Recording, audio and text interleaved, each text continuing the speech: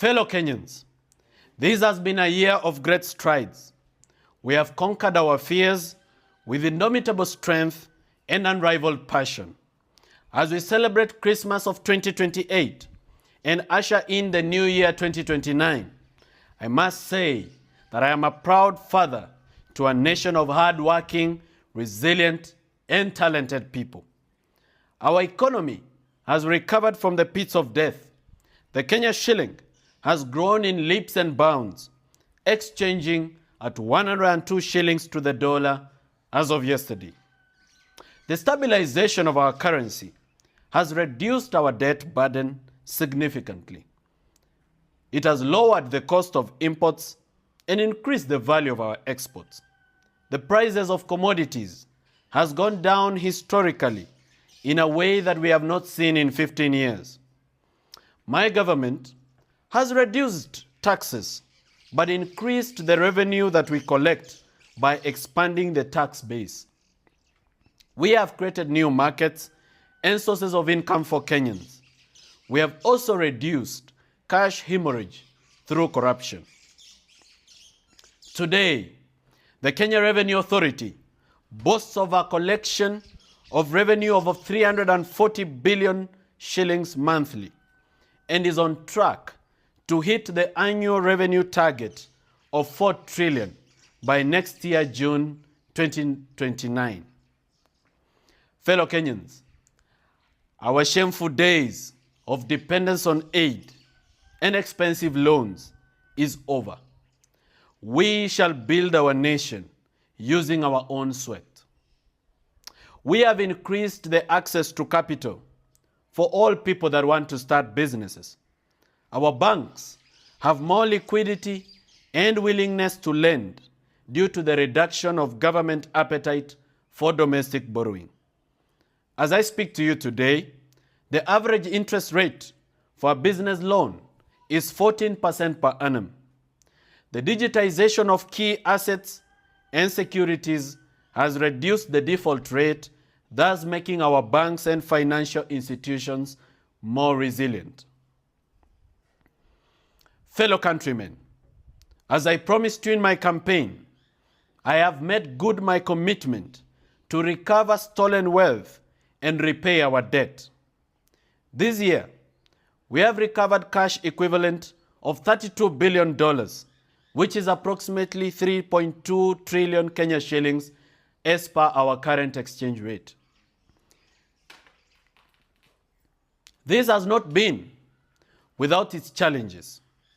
The mobilization of tribalism to defend the theft of public resources is on the rise.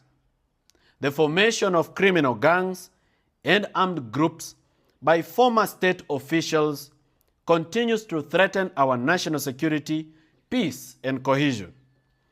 I want to assure them that I will stop at nothing to recover every single penny stolen from our country. In this effort, I recognize the good partnership and diplomatic relationship that Kenya has enjoyed with our international partners and governments around the world. With surgical precision, we have restored public confidence in state institutions. Today, we boast of an independent judiciary devoid of political influence, bribery, and corruption. Once again, I commend the new Judicial Service Commission under the leadership of the Chief Justice for working overtime to hear and determine more than 150 petitions against various judicial officers accused of corruption, favorism, and incompetence. I have received a recommendation for the removal from office of 3 Supreme Court judges, 6 Court of Appeal judges, 20 High Court judges, and 110 magistrates. The judicial officers shall cease to hold office immediately. The new director of DCI and DPP shall prepare their files for criminal prosecution. Earlier this year, I made an executive order to significantly reduce the size of the government. Pursuant to this intervention, I am excited to report that the recurrent expenditure, including the wage bill, has reduced to 40% of our budget from 73%. This has increased the available resources for development to 60% of the budget. Ridiculous offices, like those of the spouses of state officers, were scrapped off. The size of cabinet has been reduced to 14 ministries, and various state departments and corporations with overlapping functions were merged.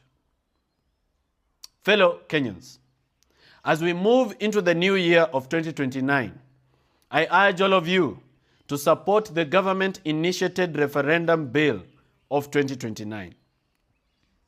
This bill seeks to amend the Constitution and further reduce the size and cost of running government.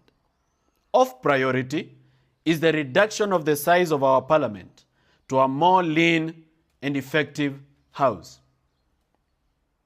Few weeks ago, I appointed a presidential task force on education funding reforms to recommend policy interventions that will reduce the cost of learning in Kenya.